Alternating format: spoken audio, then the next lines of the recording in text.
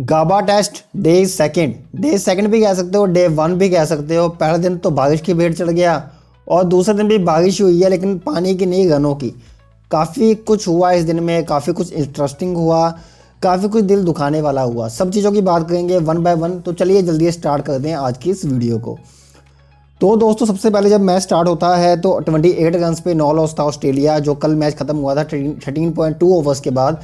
तो जैसे ही Australia start करता है अपना मैच, तो वहाँ पे आते ही उस्मान ख्वाजा की विकेट जल्दी डाउन हो जाती है।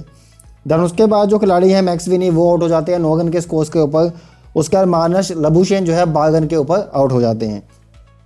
अब यहाँ पे सिचुएशन ये बन चुकी थी कि ऑस्ट्रेलिया के 3 विकेट जल्दी गिर चुके थे 75 के स्कोर के ऊपर। और अब आते हैं ट्रेविस हेड, जो कि एक्चुअल में इंडिया के सर का दर्द बन चुके हैं। ट्रेविस हेड आते हैं, पहले बॉल को सम्मान देते हैं। स्टीव स्मिथ भी काफ़ी ज़्यादा स्ट्रगल फेस में नजर आया, लेकिन एट द एंड वो भी गेंद को सम्मान देते नजर आते हैं पहले ओपनिंग जो सेशन होता है उसके अंदर। परंतु जैसे ही पहला सेशन खत्म होता है, गेंद थोड़ी सी ओल्ड होती है, तो ये दोनों खिलाड़ी मारना स्टार्ट करते हैं। एक साइड से स्टीव स्मिथ, दूसरी साइड से ट्रेविस हेड की जो गाड़ी है वो उगती है 152 पे। 152 रनों पे ट्रेविस की गाड़ी उगती है। इंटरेस्टिंग चीज़ ये है कि 152 रन बनाने के लिए ट्रेविस हेड ने केवल 160 गेंदों का सामना किया।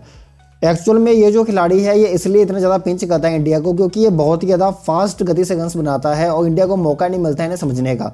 दूसरी साइड स्टीव स्मिथ 101 रन बना के आउट हो जाते हैं। देन उसके बाद आखिर में एक बार फिर से लगता है कि इंडिया जल्दी से ऑस्ट्रेलिया को 350-360 के राउंड इकट्ठा कर सकता है, परंतु पैट कमिंस और एलेक्स कैगी लास्ट में फिर से एक अच्छी साइदाई लगाते हैं 50-60 रनों की। और ऑस्ट्रेलिया अभी भी 405 रनों पे 7 विकेट के नुकसान के ऊपर मैदान के अंदर डटा हुआ है। अब दोस्तों बात यह है कि इंडिया की अगर आप गेंदबाजी देखो तो बुमराह ने 72 रन दिए हैं, 5 विकेट निकाले हैं। सिराज ने 97 रन दिए, 1 विकेट निकाला है। वो 1 विकेट किसका है? वो है पैट कमिंस का। इट मीन्स के जो आखिरी विकेट गिरा है वो विकेट निकला है मोहम्मद सिराज ने। आकाशदीप ने बहुत अच्छी गेंदबाजी की, तारीफ करनी बनती है, लेकिन विकेट नहीं मिल पाया, काफ़ी बड़ा इशू है। नीतीश कुमार रेड्डी ने अच्छी गेंदबाजी की, कंटिन्यूस पेस के ऊपर गेंदबाजी की, 1 विकेट भी मिला। रविंद्र जडेजा को 16 ओवर में 76 रन पड़े, 96 गेंदें करवाई हैं और 76 रन पड़े हैं। तो दोस्तों बात यह है कि जो पहला दिन था टेस्ट मैच का, वहाँ पे ऑस्ट्रेलिया ने पहले सम्मान दिया गेंद को, क्योंकि हार्डली 13 ओवर का खेल हुआ था। इसलिए ऑस्ट्रेलिया को पता था कि यहाँ पे सीमिंग कंडीशंस हैं और कुछ भी हो सकता है। परंतु जब दूसरे दिन का खेल स्टार्ट होता है, स्टार्टिंग में थोड़ी बहुत मूवमेंट मिलती है गेंद को, परंतु जब एक बार गेंद पुराना हो जाता है तो हिटिंग करनी काफ़ी ज़्यादा आसान हो जाती है।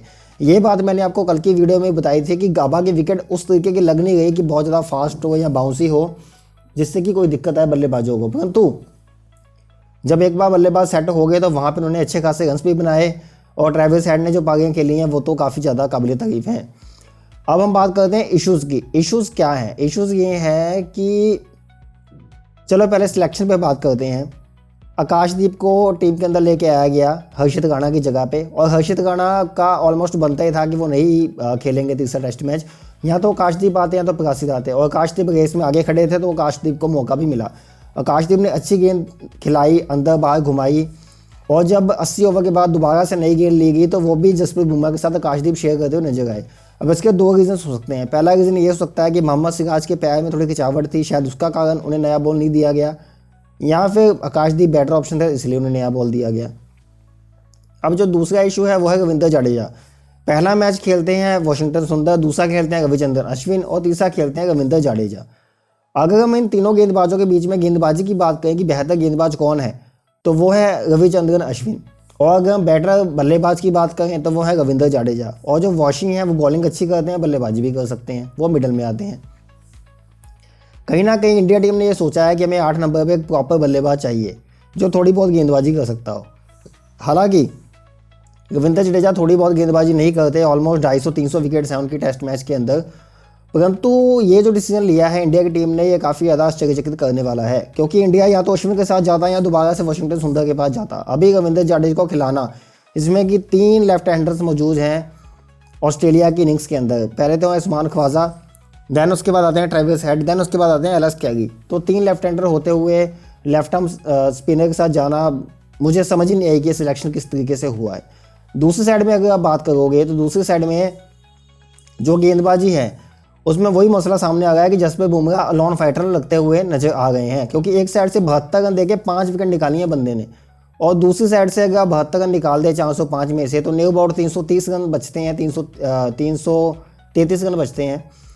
तो 333 रन में केवल 2 विकेट निकली हैं, और 2 विकेट निकाली है मोहम्मद सिराज ने, वो भी जो अभी आखिरी विकेट निकली है पैट कमिंस की, और नीतीश रेड्डी ने 1 विकेट निकाली है।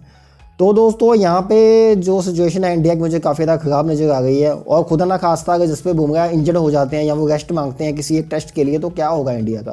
क्योंकि मुझे लगता है कि मोहम्मद सिराज की जिस प्रकार से पैर में खिंचावट आई है, तो वो भी अगला टेस्ट खेलते नजर नहीं आ गए। अगर वो टेस्ट नहीं खेलेंगे तो प्रकाशित टीम के अंदर आएंगे, और ये चीज़ें जो हैं काफ़ी ज़्यादा देखने वाली होंगी कि आने वाले टाइम में किस तरीके से ये टीम चलती है। क्योंकि मुझे नहीं लगता कि कल वो बल्लेबाजी ज़्यादा करेंगे, पहले सेशन में ही वो इंडिया को बल्लेबाजी करने के लिए बुलाएंगे। हो सकता है कल सुबह ही ऑस्ट्रेलिया डिक्लेरेशन के बारे में कहे, क्योंकि आज शाम को भी जिस तरीके से लक्ष्य किया गया पैट कमिंस तेज़ी से रन्स बना गए थे, ऐसा लग रहा था कि शायद वो 3-4 ओवर बल्लेबाजी करवाएंगे इंडिया को आज जाने से पहले, परंतु वो नहीं पॉसिबल हो पाया।